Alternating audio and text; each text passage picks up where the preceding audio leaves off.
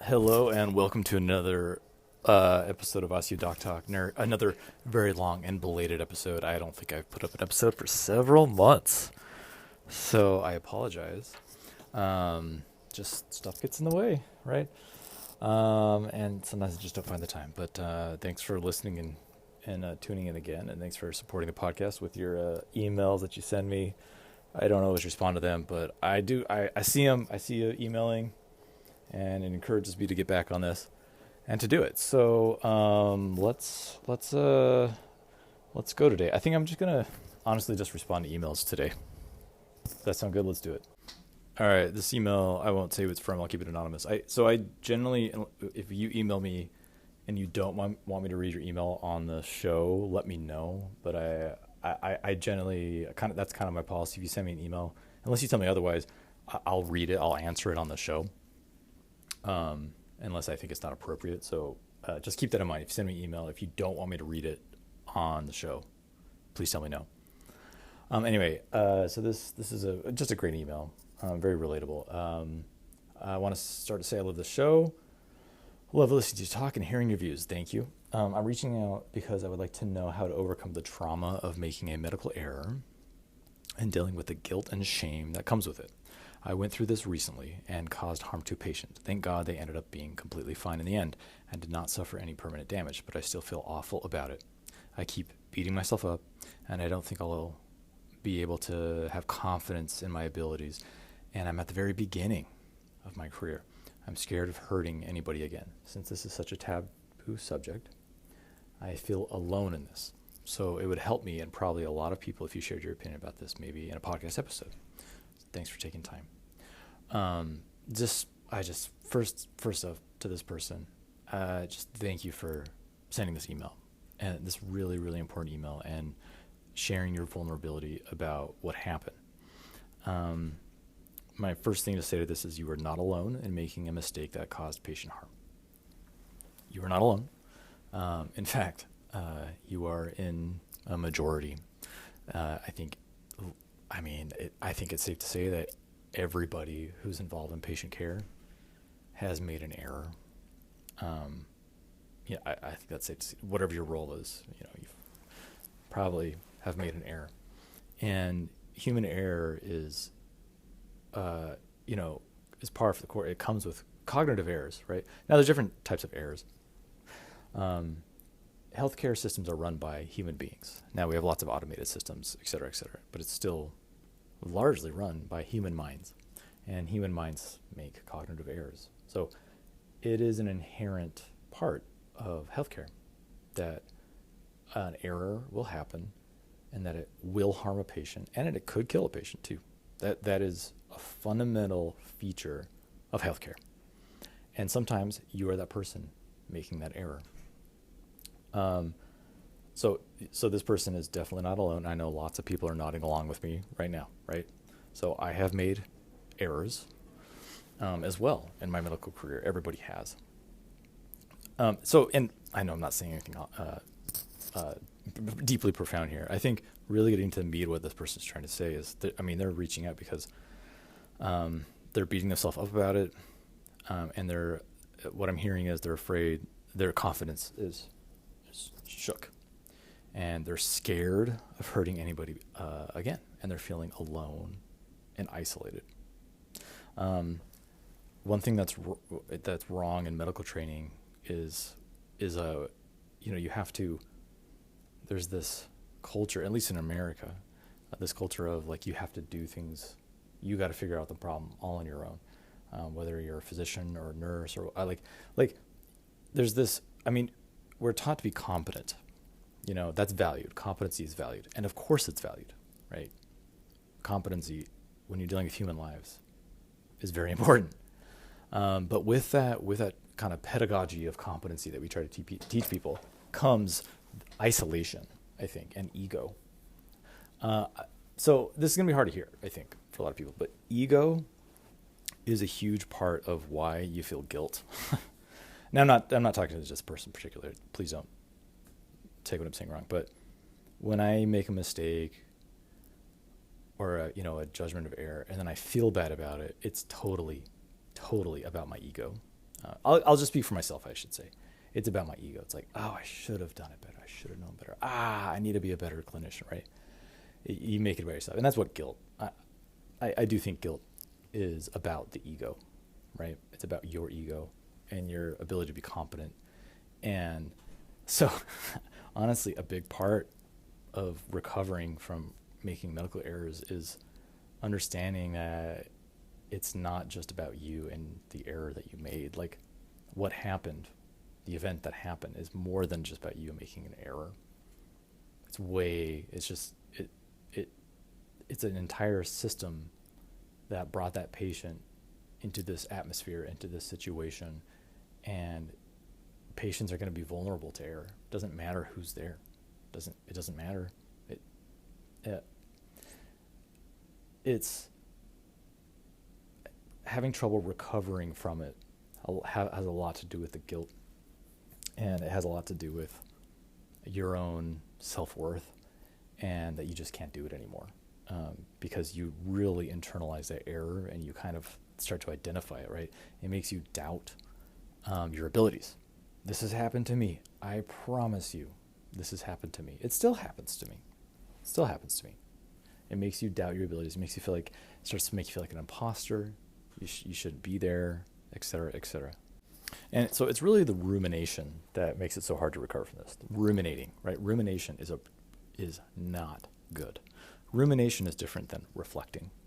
Reflecting is like, okay, this happened. Like, you understand the root cause analysis, et cetera. You're like, okay, why did this happen? What can I do different, right? That's reflection. That's healthy. That's always healthy. And you should do that when you make a mistake. Like, this happened. Rumination is like doom scrolling in your brain, right? You just keep scrolling through these terrible feelings that you have. That's ruminating. Ruminating is very, very harmful to your mental health. Now, I think one of the best ways to break the ruminating cycle is you have to talk to somebody. You have to tell someone about your feelings. And I'm not saying just like a therapist. Like, that's great. Do that, of course. But try to find a colleague to talk to. That really helps. Why does it help? Because it's your peer. When you can vent and talk to your peer, then you don't feel isolated anymore, right? Then you're like, you just literally just sharing your feelings with a peer colleague. You will, right after that conversation, you'll feel better. That doesn't mean you'll feel 100%, but you will definitely feel better. Someone you trust, who you can be vulnerable with, share your feelings with a peer. Because what's going to happen? If you've chosen wisely who to share with, they will then tell you what I've been telling you.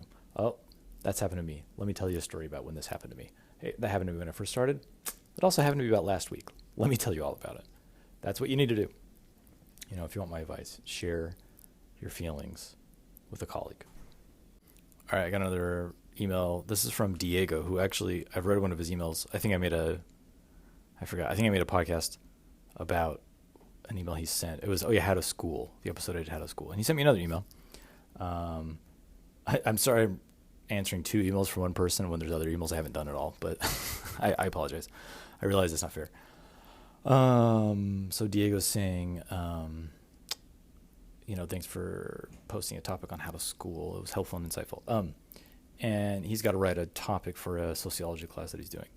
And he chose, should the U.S. switch to a universal healthcare system? I'd love it if you could make a talk about it. It'd be interesting to know your stance, if possible at all. Okay, so obviously I have an opinion about this. Now, one thing you need to know about my opinion about universal healthcare in the United States is I'm not an expert in policy making, right? I'm not an expert in health insurance and hospital administration. I'm not. What I mean by that is there are bureaucratic challenges that I don't even understand with private healthcare insurance, private healthcare, and how hospitals work and how it interfaces with Medicare or Medicaid, right? There's a lot I don't understand. So you need to take my opinion with a grain of salt, because I'm a person who was like, yes, we should have universal healthcare in the United States. Like, fundamentally, absolutely, 100% yes. But there are barriers that I recognize that I don't know, that I'm not aware of, because I'm not a professional in that. I'm a clinician, right? I show up at a hospital every day and I deal in patient care. I'm not a bureaucrat. And so there's things that I may not understand as I have a discussion about this, right? If you get what I'm saying. So let me share my opinion. So one thing that I'm very confident in is that we Universal health. So number one, the United States should have universal health care, just like every other developed country in the world. Of course, we should. It's a fundamental moral principle, right? People should not should be treated, regardless if they can afford it, if they're wealthy, whatever, right? It's just I think it's a basic fundamental human right. So I'll just say that right out of the bat. And then the second thing is it's not a fiscal problem. It's not a fiscal problem in the United States, meaning it's not a money problem. It's not a funding problem. It's a political problem. I 100% believe it is a political problem, not a fiscal problem. Now, you can't say that, and I mean that specifically about the United States. You can't say that about other countries necessarily, because it could be a fiscal problem. Let me give you examples. Let's say, a state in the United States wants to have universal health care for their entire population within that state. That'll be a political problem, but that could also be a fiscal problem because they need state funding and they need federal funding to actually make that work. But the United States federal government as a whole doesn't. Oh man, this is a big discussion. The United States, I've said this many times, is uniquely poised to have vast, generous social programs for its citizens because of its global economic, military, hegemonic control, right? It exercises vast power over the world, and it has a financial monopoly over the world, okay? And because of that, how to fund things is an irrelevant question. It's a political question. It's not a fiscal question. The federal government can fund anything that it wants. We have a free-floating fiat currency. The U.S. dollar itself has intrinsic value. It's not backed by gold, right? It's not backed by gold. Nixon finally took us off the gold standard. FDR did some work with that too. We are backed by military and economic hegemony. The dollar itself has intrinsic value because of the social reality that we all share. The dollar is the reserve currency for the world. This has to go back with all the reconstruction that happened after World War II and the Bretton Woods Conference, which I talk about a lot on my show, where the United States sat at the head of the table, the economic table of the world. It had all the gold reserves of Europe because it supplied all this to the Allies. It supplied everything, and all the Allies lost all of their gold supply to the United States. Had all the gold, so it sat at the head of the table, and it set up an economic agenda that put the United States in the driver's seat, right? And then things happened. Richard Nixon decoupled finally, it's called the Nixon shock. He finally decoupled it, and he imbued the U.S. dollar with intrinsic value, and it's now the reserve currency for the world, right? If you have dollars, if a country has dollars, those have worth compared to other currencies, okay? Now, that's a big discussion. I won't go into that, but there's a lot more to say. But the U.S., for its own citizens, it is a travesty. It's ridiculous that we do not provide more social services for our citizens. And why we don't do that? We all know the answer. We all know the answer, right? It's so corporations can make money. The major threat. I had a conversation the other day with a nurse who watches my content, and he was like, I like the political stuff that you're doing, and we talked about it doesn't really matter what your political ideology is as a citizen, right? If you're a little more conservative or if you're more liberal, whatever. Everybody seems to agree that one of the main problems is corporations control our lives, right? That is like a nonpartisan thing. We all tend to agree with that. And that's the problem with both political parties, is that they're both kind of controlled by corporations. Whatever, I won't get into that. But corporations they have an outsized influence in our lives, right? And because we have such an entrenched system, that is the barrier to having universal healthcare, because people are profiting off of diseased and dying bodies. They're just that's why. I mean, if you really want to boil it down, that's the barrier, right? It's pharmaceutical companies and hospitals and insurance companies, right? They're just profiting. They're making so much money. So to institute a universal healthcare, it would stop the profit to these companies. We all know that's the problem. We all know that that's what's going on. So really has to be addressed from that end. So, okay, but let me go back and simplify it. What would universal healthcare look like in the United States? Again, this is me being a bit of a saying like, hey, I'm not a bureaucrat. I don't quite know the details. And I don't. It's true, I don't. But I've read, some books about the topic. I'm not like totally ignorant.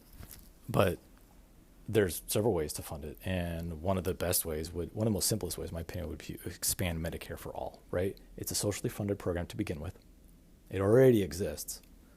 And you just expand it for all ages. Anybody can sign up while you maintain private healthcare insurance. People like to be a bit pie in the sky and be like, oh, we got to go to single payer, which means sometimes it has different definitions.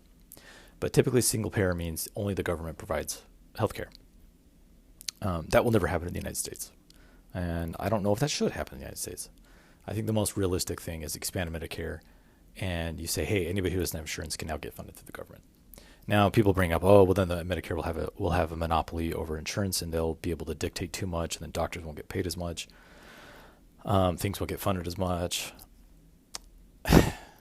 Boo-hoo. I don't know what to say to that. What we have currently is not acceptable. Okay, it's not acceptable to have people uninsured and underinsured. And one thing you need to keep in mind is like, oh yeah, you have 25 million something people are uninsured and everybody else has insurance. Yeah, well they're all underinsured. And do you know how many, and with deductibles that they pay and the premiums that they pay for their insurance plans, it's freaking ridiculous. You know how many people just don't go to the doctor because they don't want to pay, right? Because their deductibles are so high. Like that's another thing that needs to be addressed. So many things need to be addressed. The administrative costs from insurance companies are freaking ridiculous. Medicare pays barely anything for their administrative costs, where private insurance have a ton of administrative costs. Like explain that to me. Isn't the government supposed to be inefficient? Why is it that private insurance is more inefficient? Why do they pay more to their bureaucracy to run than a government agency like Medicare or Medicaid? Explain that to me. We all know the answer. It's because they're extorting money from their customers. And they're paying themselves. That's the answer. It's obvious. So we can expand Medicare and just cover everybody else. Yeah, that would be disruptive. Sure, it would be disruptive. Of course it would. It would be disruptive to private insurance. It'd be disruptive to healthcare systems. Sure, it'd be disruptive to doctors. Maybe it'd be disruptive to their bottom line. I don't care. I don't care because what we have right now is unacceptable. And as a physician, I always get that, oh, are you willing to take a pay cut? Of course I am. Of course. Yeah, pay me less. But as you know, probably doctor salaries are not the problem. Okay. High doctor salaries, not the problem. We don't have universal health care. Okay, it's not the problem. But sure, cut my pay. I don't care. Give help, like, whatever. And then what was I gonna say? Another thing that needs to be distinguished with universal health care is government. People are like, oh, well, government can't run. Look at the VA. Well, you don't have to have government. Like the VA is a government-run program. You really think in the United States going to universal healthcare, all hospitals are going to be suddenly become publicly run? Oh, well, yeah, if Medicare's funding it. Like, no, that does not necessarily. Like it's not going to be that disruptive, right? Oh man, I don't know what else I have to say about that. I mean, I have a lot, but I'll just leave it at that. Thanks for the email. Okay, let's get to another email. There's so many good emails. I really appreciate so many thoughtful emails. I'm sorry I don't always get to them.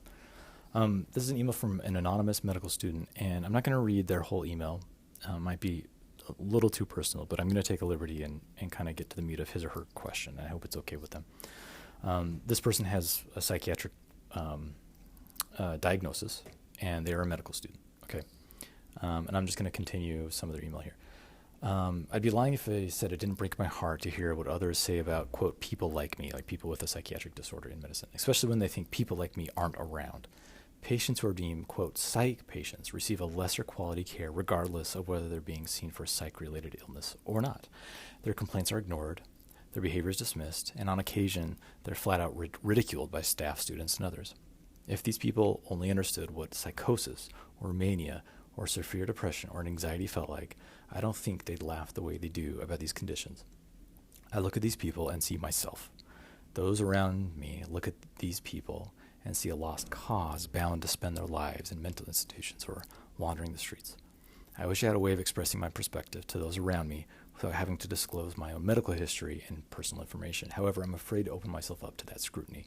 Medical school and the medical profession as a whole is a competitive and sometimes toxic environment, and I fear that someone labeled as mentally ill will simply be seen as a liability. What would you do? And what do you think are some barriers that the medical profession and society at large faces when it comes to treating mental illness? What a great, just thank you so much just for sharing your beautiful words and the rest of that email, which I won't read. So, asking what would I do in this person's circumstances. So number one, I don't know. I wish I had wise words for you to help, but to address there is stigma, right, with psychiatric disorders in medicine. I do feel like it's gotten better.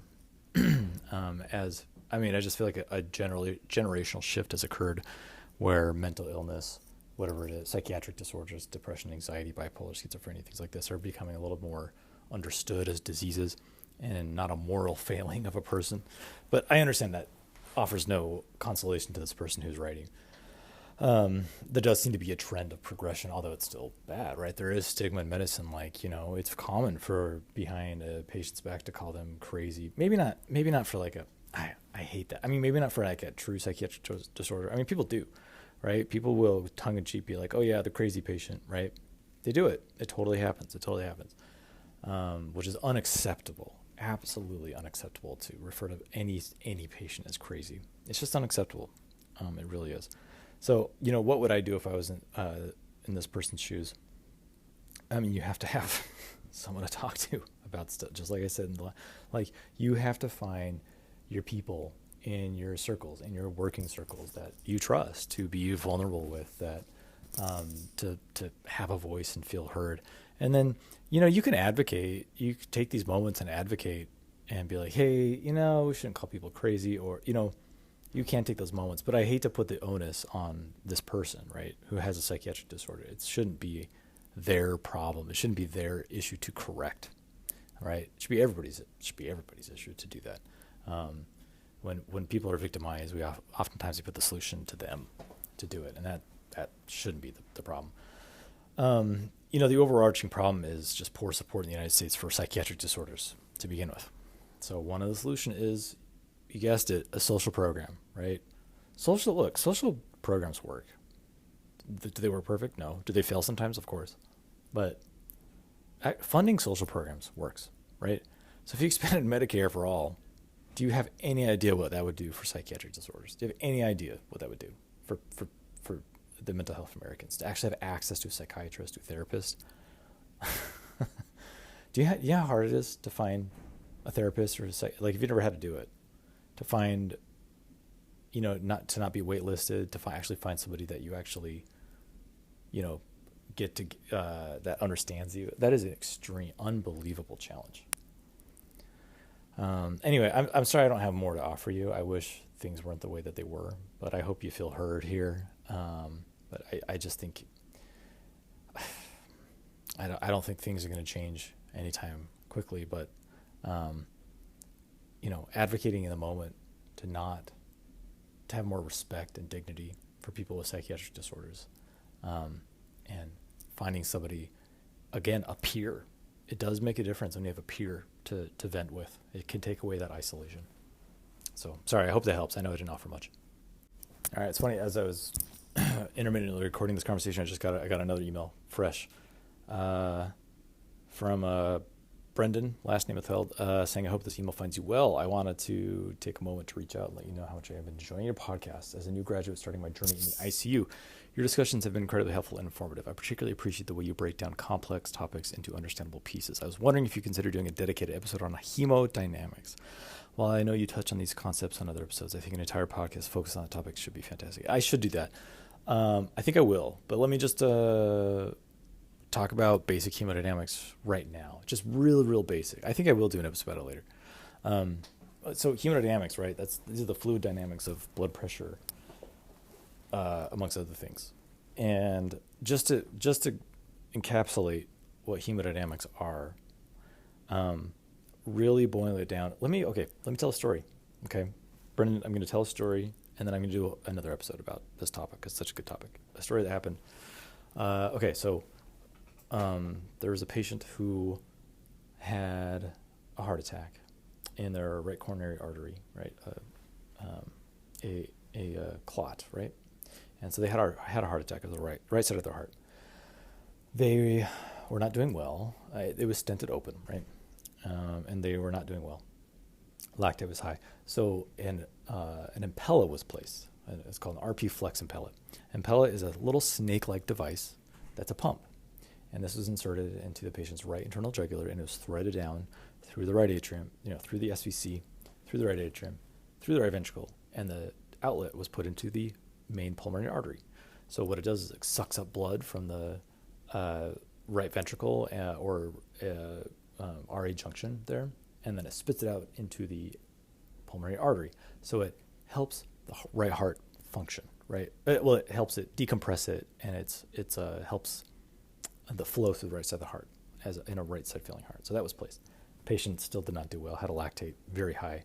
And then the patient went into cardiac arrest and was on, and was in VTAC and not doing well. We put on a Lucas machine. When I say we, this is a large team, many teams. It's not just one ICU team. There's now a lot of people involved in this patient care. Okay, it's a lot of people. And so we put on a Lucas machine, which is a piston that pumps their chest rather than manual chest compressions from a person. I swear I'm going to answer the question.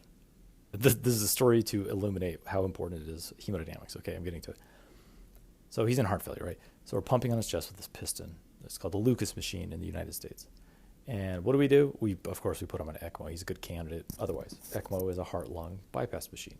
We put in tubes, these huge catheters into the patient's groin vessels, femoral vein, and femoral artery.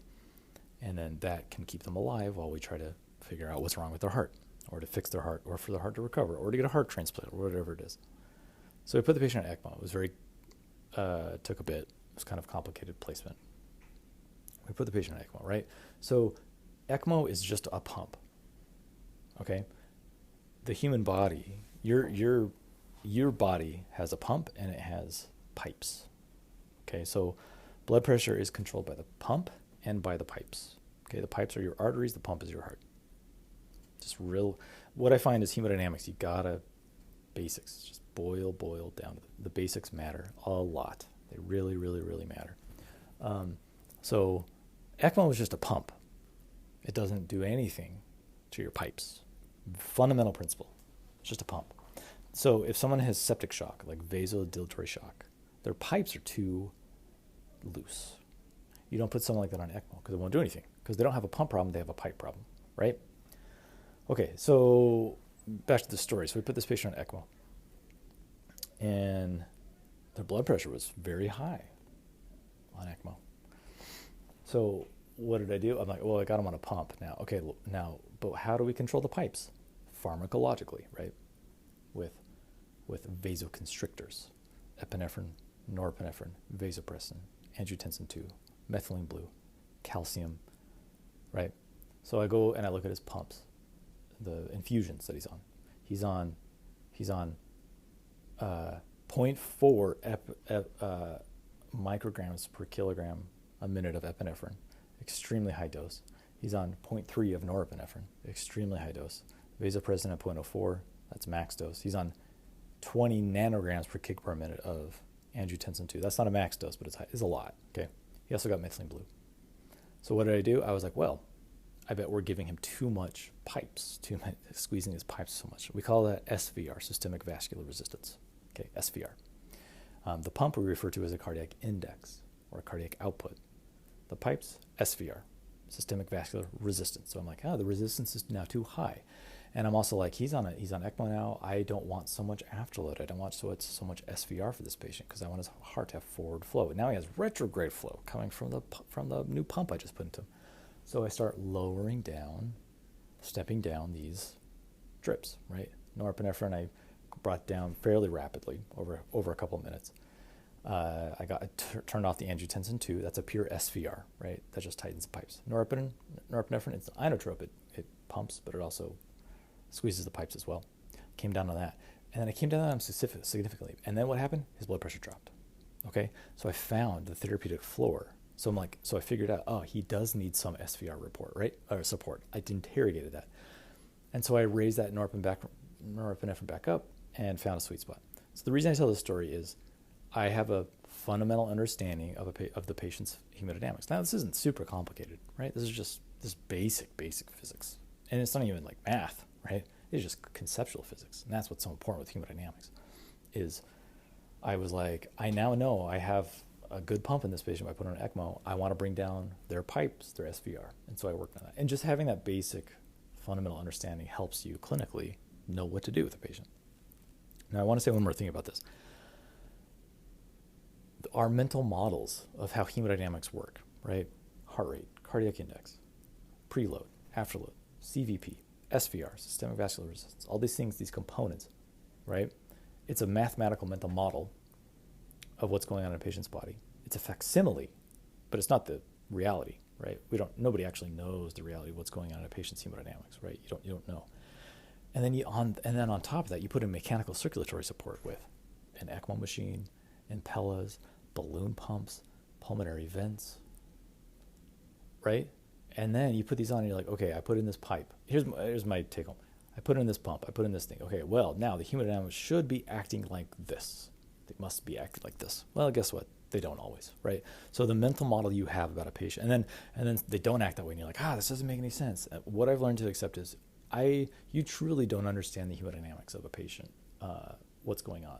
You have a mental model, and that's very useful to work off of, but don't hold yourself to those mental models. If the patient's not behaving the way you expect, change your model, or just accept the uncertainty and just support the patient, try to keep them alive.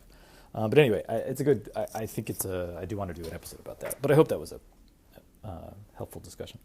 Okay, it's crazy. As I was recording this podcast, yet another email just came in, and I'll finish up with this. Dear ICU Doc, I stumbled upon your podcast recently and have been listening to them ever since. I have one question that I hope you address in one of your episodes. What are your thoughts on energy drinks? I see an increasing amount of energy drink usage, especially healthcare workers. The FDA states that a caffeine content below 400 milligrams is safe for most people, but I wanted to know your opinions. How much of a detrimental effect do energy drinks have on the heart if consumed responsibly, one a day? So it's a great question. And I will say I don't think I'm totally qualified to answer the question because I'm not a cardiologist. I'm not an outpatient cardiologist. I'm not a long-term care. But I'll give my thoughts about. So I'm not totally qualified to completely answer the question, but I don't think answering it will cause any harm. So 400 milligrams is a lot of caffeine. I mean, a cup of coffee has like 7,500 milligrams, something like that. So, 400 milligrams of caffeine, 4 cups of coffee, let's say 4 to 5. Yeah, I don't think you should be drinking more caffeine than that. I drink a beverage called yerba mate, which is highly caffeinated, about as much as coffee, and I have 3 cups a day. So I bet I have around 200 milligrams of caffeine a day, maybe 250 myself. So caffeine, I don't know about the long-term effects of like high caffeine. By the way, I love caffeine, right? I think it's the only like actually good drug, like illicit drug with dependency. Like it's awesome, right? It makes you feel awesome. I love it. What was I saying? Yeah, so long-term effects of caffeine, I can't comment on. I don't know that literature. I don't know that data, right? I don't know, if someone drinks 500 milligrams caffeine over 20 years, I have no idea if that has any effect on your heart health. Now, if it raises your blood pressure too much and makes your heart pump too fast over decades and decades, that might not be good for your health. You might cause yourself, hypertrophic heart disease or diastolic disease or high blood pressure. I don't know. I don't know the literature, to be honest. But I will say, you can cause heart palpitations, right? If you drink too much caffeine, let's just say this. Let's say your heart already has a susceptibility or a vulnerability to some sort of heart arrhythmia. Let's say you have, like SVT, supraventricular tachycardia, or, whatever, Wolff-Parkinson-White, or AFib or AFlutter or something like that. I would think any amount of irritability to your heart with caffeine might push you more into getting palpitations or something like that. I think that's a reasonable thing to think. So I would say if you have a heart history and arrhythmia history, you certainly should limit your amount of caffeine. But honestly, I don't know about long-term caffeine health. If someone knows, email in. All right. Anyway, thanks for emailing. I hope that was helpful. Let's get to some books because, I love talking about books. and I've read like a bazillion books since the last time I made a podcast, so I got to pick carefully. I'm just looking through my books. Of course, I read a book recently about, I think everybody's probably sick of, on this podcast, of listening to me complain about Marxist writers. So I'm not going to do that to you anymore. Okay. I won't do that to you. There was a book that I read recently that I hated by a Marxist writer.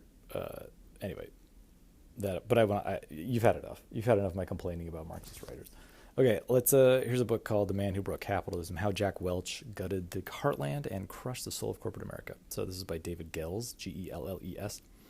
So I'm like a total sucker for any book that drags corporate neoliberalism, out in the back and beats it with a bag of quarters until it screams. And this book is definitely that. This book is about Jack Welch, the quote, greatest CEO of our time. And it's a story about a man who took advantage of the changing narrative and redefinition of freedom brought to you by the Powell Memo and Milton Friedman and the Business Roundtable and Friedrich Hayek, if you're familiar with those concepts. And he applied those principles of neoliberalism. I love books that just dunk on these clowns that have corporatized our world while just destroying the wealth of normal people. And so reading this book was a major practice in confirmation bias for me, and I've read a bazillion books like it before, but I still enjoy it. Jack Welch normalized and mainstreamed the focus on shareholder quarterly earnings and short-term profit when he took over in 2001 over General Electric. He pivoted into treating labor as a liability rather than an asset. He cut jobs and benefits as much as possible to squeeze every penny from the company. He shifted from stakeholder capitalism, where everybody has a stake, like the community and customers and all that, and he shifted it to shareholder capitalism and concentrated enormous wealth even more to himself and the shareholders. He used profits to expand dividends and stock buybacks, and he did this for 20 years, and he created an absolute behemoth out of General Electric. And now, in 2024, what has become of that company? It's gone. It's gone. It's sold off in parts. He dismantled and destroyed the actual value of the company, and now it doesn't even exist in its original form.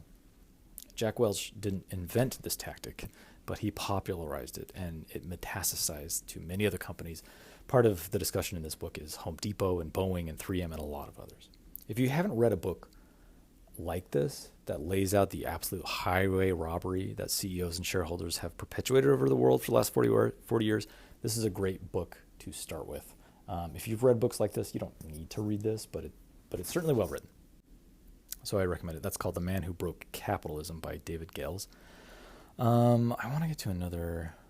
Okay, I'm going to read. This is another nonfiction. So this book's called The Ethnic Cleansing of Palestine by Ilan Pappe, which talking about Palestine and Israel is such a toxic conflict discourse, right? The discourse is totally toxic. It's impossible to talk about it. You either everybody hates you. It doesn't matter what you say. So I tend to avoid it. I make no content on social media about it because the discourse is dead. It's just not good. It's just not good. I don't like being a part of it. But I will share my review of this book on this podcast. So this book is about the historical fact of the Nakba in 1948, when the budding nation of Israel systematically performed the ethnic cleansing of Palestinians all over Palestine. This ethnic cleansing involved murder, mass murder, rape, violent dislocation, and destruction of entire villages. Around 800,000 Palestinians were expulsed, and citizens of Israel took control of their territory, around 70% of it. This ethnic cleansing was sparked by the UN Resolution 181, after which British occupation ended. The nascent Israeli nation was supported by both the USSR, Jordan, and then later the US in this endeavor to do this. This book also has plenty of moral judgment from the author about the formation of Israel. The author is an Israeli, and he's Jewish, and the ongoing dispossession and de facto apartheid-like social and political fabric that exists in Israel today. You will get bias from the author, and you will get indisputable fact about the history of 1948 and how it impacts the conflict there today. You will not receive much history before 1948, which is a weakness of the book, as it may not provide the whole historical picture of this region. In my opinion, history never ceases. What I mean by that is the etiology of conflict can be explored going back for centuries. This may be useful for someone seeking confirmation bias, which this book may be used for, but I don't believe it's useful to provide current solutions. Much like the ethnic cleansing that happened in Yugoslavia during the time of ethnic factualization, there are always legitimate grievances on both sides. Okay? For me, solutions are found in the present power dynamic. The current power dynamic in Israel is laughably asymmetrical. A nuclear nation, with the support of the most powerful nation in history, the United States, is in conflict with impoverished and dispossessed people and the terrorist group that exploit their circumstances to justify violence and terror, which exacerbates the violence and terror. The belligerent, with the most power in a conflict, has much more leverage and influence to de-escalate violence and pivot toward peace, and that responsibility largely rests on Israel's and America's shoulders, which they are currently eschewing with disastrous impact on innocent Palestinian lives. To quote Noam Chomsky, everyone's worried about stopping terrorism. Well, there's an easy way. Stop participating in it. That's Noam Chomsky. That advice is applicable to everybody. This book, I think, is a must-read, but it cannot be your only read if you're trying to attempt to understand what is happening in Israel and Palestine. This book should be paired with the author Benny Morris. Okay, so I do recommend that you read that book. All right, that's it for me. Thanks for listening. And I do enjoy doing this podcast. I have lots of people that email me wanting to, I don't know, make it bigger, and edit it and pair it with YouTube videos and I don't know, just make it profitable and stuff like that. And I just don't care enough. And it's how I like it. It's fine. I don't want to do commercials and have sponsors. I don't do that for any of my content because it just steals the authenticity. And I think people like listening to this in my content because it's literally just a guy. It's just me. There's nobody else influencing anything I say, which is how I like it. And I think it's how you like it. So I don't ever plan on that happening. If you want this podcast to grow, the way to do it is to share it with other people and rate it in your Apple store or whatever podcast thing. Do that now. Just leave a rating and a review, and it'll help it grow. That's one of the main metrics that helps a podcast get more exposure organically is getting reviews and ratings. So do that now. Doesn't matter to me. I mean, no, I like it. I won't say I got an ego, right? I like it. But if you like it, keep it going. And thanks for listening. And I know there's been more emails out that they haven't responded to, but I appreciate it. Anyway, I hope you enjoyed it. Have a good one. Thanks.